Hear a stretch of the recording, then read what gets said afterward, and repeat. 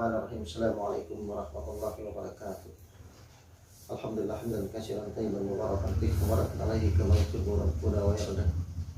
Asyhadu an la ilaha illallah wahdahu la syarika lah wa asyhadu anna Muhammadan abduhu wa rasuluh sallallahu alaihi wa ala alihi wa sahabatihi wa man tabi'ahum bi ihsan ila yaumiddin, amma ba'd.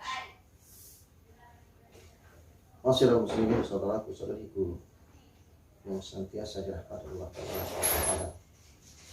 Mari kita bersyukur kepada Allah Tabaraka wa Taala segala limpah rahmat dan nikmatnya kepada kita. Rahmat dan nikmat Allah mengalir terus setiap harinya kepada kita, sehingga Allah pastikan kalau kita menghitung rahmat dan nikmat Allah Tabaraka wa Taala, pasti kita tidak akan mampu untuk menghitung. Sebagaimana Allah katakan dalam Al-Quran, wa in ta'udu nikmatallah la tuhsuha. Apabila kalian menghitung rahmat dan nikmat Allah Tabaraka wa Taala, la tuhsuha, kalian tidak akan mampu untuk menghitung. Salam dan salam kepada junjungan kita Nabi tercinta, Rasul yang mulia, suri tauladan kita, yang mana kita tidak akan berharap berkumpul bersama orang tua kita, bersama istri kita, orang-orang yang kita cintai selain mereka, itu Rasulullah Muhammad SAW di akhirat kelak. Dan barang siapa yang tidak berkumpul bersama beliau pasti akan celaka dan binasa. Saudaraku saudariku ma'asyiral muslimin dan muslimat yang dimuliakan Allah Tabaraka wa Taala. Pada subuh hari yang berbahagia ini, setelah kita melaksanakan sholat fardu subuh di masjid kita masing-masing, dengan harapan mudah-mudahan seluruh amal ibadah kita diterima oleh Allah Tabaraka wa Taala, dan segala dosa-dosa yang kita lakukan pada hari ini senantiasa diampuni oleh Allah Tabaraka wa Taala. Pada kesempatan yang mulia ini, saya akan membacakan kitab Tibul Qulub, yaitu Klinik Penyakit Hati, Ibnu Qayyim Al-Jauziyah pengarangnya.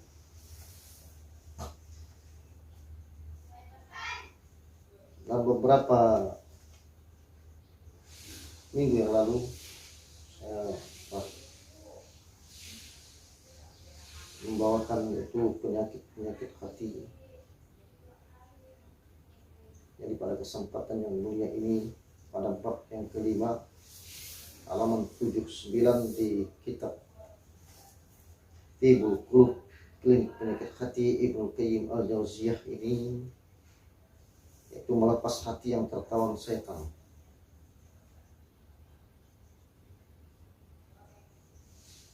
Pertama, menyembuhkan hati yang tertawan setan. Langkah setan menawan manusia. Dengan segala hikmahnya, sesungguhnya Allah Subhanahu wa Ta'ala telah memberikan ruang pada musuh Allah, setan, untuk mengendalikan manusia. Jadi Allah berikan ruang untuk setan mengendalikan manusia. Setan sangat tahu cara-cara untuk merusak manusia, menjatuhkan manusia dalam keburukan dengan berbagai cara. Setan dan bala tentaranya sangat terobsesi dan tidak pernah lemah semangat untuk melakukannya. Setan mempunyai 6 langkah untuk melakukan misinya. Jadi dalam kitab Tibul Qulub, melepas hati yang tertawan setan ini, setan mempunyai 6 langkah untuk melakukan misinya kepada manusia. Yang pertama, menghalangi manusia dari ilmu dan iman, sehingga dengan mudah setan mengkafirkan manusia, mengkufurkan manusia. Ini adalah misi utama setan pada manusia, dan tidak akan berhenti dan istirahat sebelum menuntaskannya. Sampai kita meninggal dunia, sampai kita jemput malaikat maut, setan akan terus menghalangi manusia dari ilmu dan iman.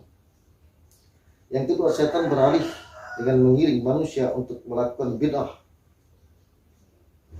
yang menuju pada kekafiran ketika langkah pertama tidak berhasil dan manusia tetap dalam petunjuk Allah Subhanahu wa Ta'ala. Bid'ah lebih disenangi setan dibandingkan maksiat. Manusia yang melakukan bid'ah merasa tidak perlu bertaubat karena ia menganggap apa yang diperbuatnya benar. Dia menganggap apa yang dilakukannya adalah ibadah, padahal tidak pernah dilakukan atau ditunjukkan oleh Rasulullah SAW, baik kepada sahabat maupun kepada sebelum sahabat. Dalam hadis sahabat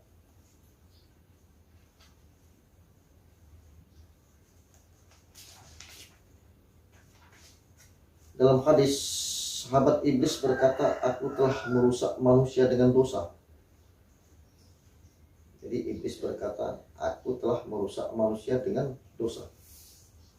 Dan mereka mengusirku dengan istighfar dan bacaan la ilaha illallah. Ini salah satu untuk mengusir iblis dan bala tentaranya, yaitu istighfar dan bacaan la ilaha illallah. Ini yang perlu kita lantunkan setiap harinya.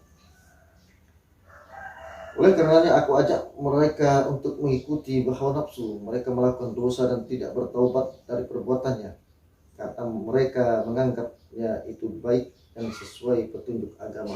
Ini yang banyak terjadi pada saat sekarang yang kita saksikan. Ini kitab Ibnu Qayyim al-Jauziyah, itu di buku. Yang ketiga, ketika langkah,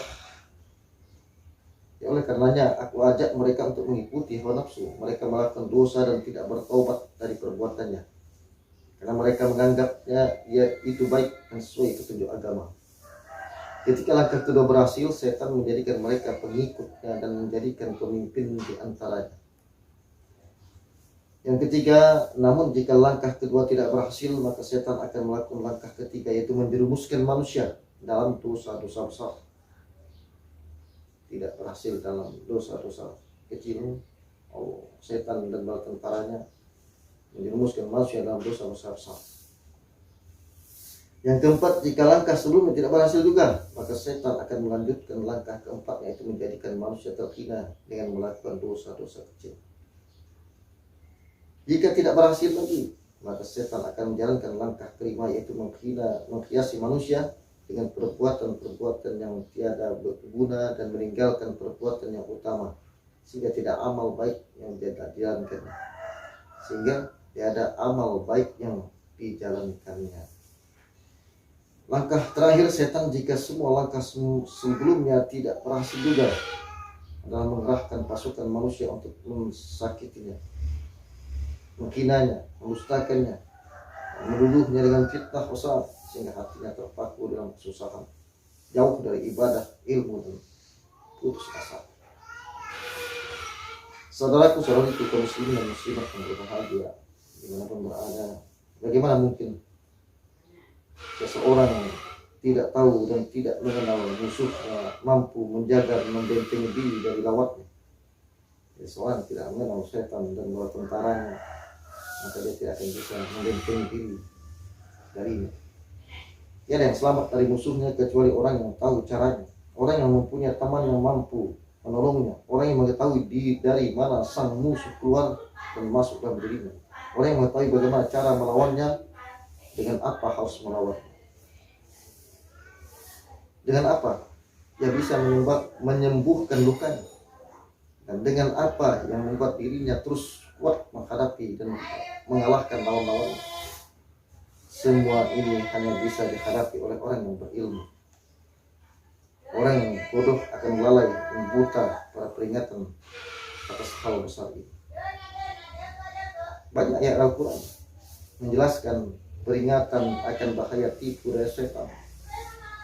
Itu malah bahaya yang dijelaskan Allah dalam Al-Quran banyak. Jadi Al-Quran menjelaskan peringatan akan bahaya tipu daya setan dan bala tentara, supaya kita mengetahui siapa musuh kita dan mengetahui cara berjihad memeranginya. Seandainya tiada ilmu yang mengungkapkan hal ini, maka tiada orang selamat dari tipu daya setan dan bala tentara. Saudaraku-saudariku kaum muslimin dan muslimat yang berbahagia, ini salah satu misi atau langkah setan, yaitu 6 langkah yang dia lakukan untuk menjerumuskan manusia kepada perbuatan dosa dan maksiat. Insyaallah tabaraka wa taala pada kesempatan yang lain anak akan melanjutkan yaitu kajian berikutnya, yaitu setan lebih berbahaya daripada musuh. Insyaallah mudah-mudahan Allah Tabaraka wa Ta'ala berikan kemudahan kepada kita semuanya untuk selalu beribadah dan selalu mengetahui daripada perangkap-perangkap setan dan iblis yang senantiasa akan menjerumuskan manusia ke jalan yang sesat, dan dia akan membawa pengikut-pengikut sebanyak-banyaknya, membawa manusia sebanyak-banyaknya untuk mengikuti yang ke nerakanya Allah Tabaraka wa Ta'ala. Mudah-mudahan kita sedikit ini bisa menambah ilmu pengetahuan bagi kita, walaupun hanya sedikit, namun bermanfaat bagi kita semua. Amin amin ya rabbal alamin. Subhanakallah bihamdika asyhadu an la ilaha illa anta astaghfiruka wa atubu ilaik. Assalamualaikum warahmatullahi wabarakatuh.